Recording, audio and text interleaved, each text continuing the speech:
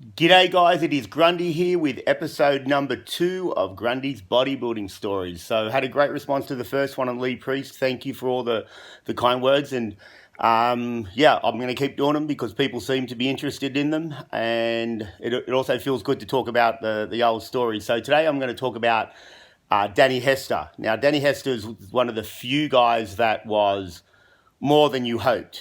And what I mean by that is a lot of the times people will say you never want to meet your idols. And I had that in so many situations because they turn out to be assholes and just people that you're embarrassed to even have thought that you admired.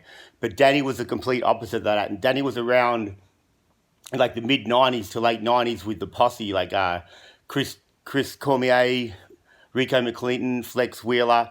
He's been around the sport for so long, and he's the current 2-time Olympia champion, and in his division, and it's amazing to see the success of the guys had. And just so as I said, getting to meet people you admire, Danny was always cool. He's the only person I think that can pull off being nice, easygoing, and cool, and people don't take it as a sign of weakness. That's unfortunately what I've noticed in this world.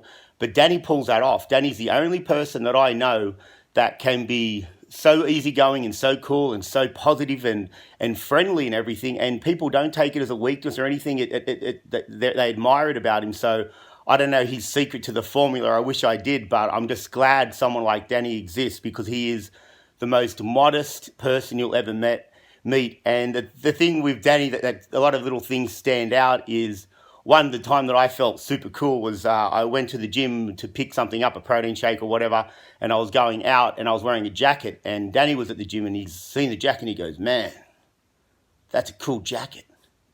And I was so proud. If I was like, I wanted to jump up the air and hit my feet twice. I felt so good because Mr. Cool had said that I looked cool. So that was something that always stuck with me. And Danny would walk in the gym back in the day in a pair of jeans, his boots, and a white shirt. And he would train hard and he'd hit the weights heavy, but he'd walk out looking just as clean as he did walking in. That was one thing about Danny. He had that rare ability to always look so clean and fresh. And he always trained hard.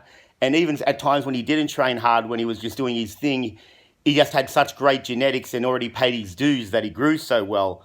And for those that don't know, Danny's a very accomplished MMA fighter. He was a college wrestler. And a funny story about him was we were doing training at Gold's Gym out the back. And Danny came out there and he was in his blue jeans and his white shirt and he just finished training, and we were working on some wrestling drills. And as an Australian, we don't wrestle, so wrestling definitely wasn't my strong suit.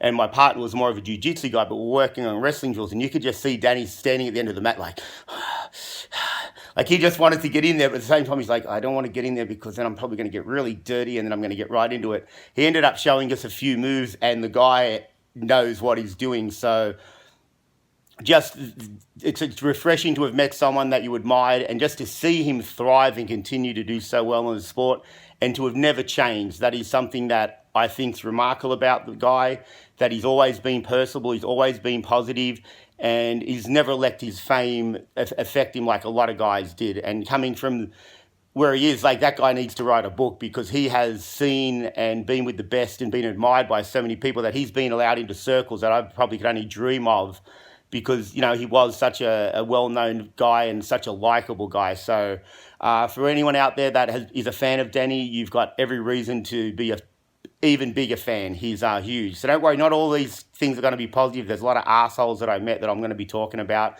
But Danny is definitely the cream of the crop, and along with another more aggressive guy who's actually now in jail, they're the two coolest guys I've ever met, but in two totally different ways. So, Danny, thank you for being you. Thank you for always being so cool, always having time to just stop and say hello, even before I was anybody. And then as we moved on in the sport, I've always enjoyed having conversations with you, your positive attitude, and just seeing all the accomplishments that you've achieved is amazing. So, buddy, much respect, and it's a pleasure knowing you and a pleasure being able to say you're a mate.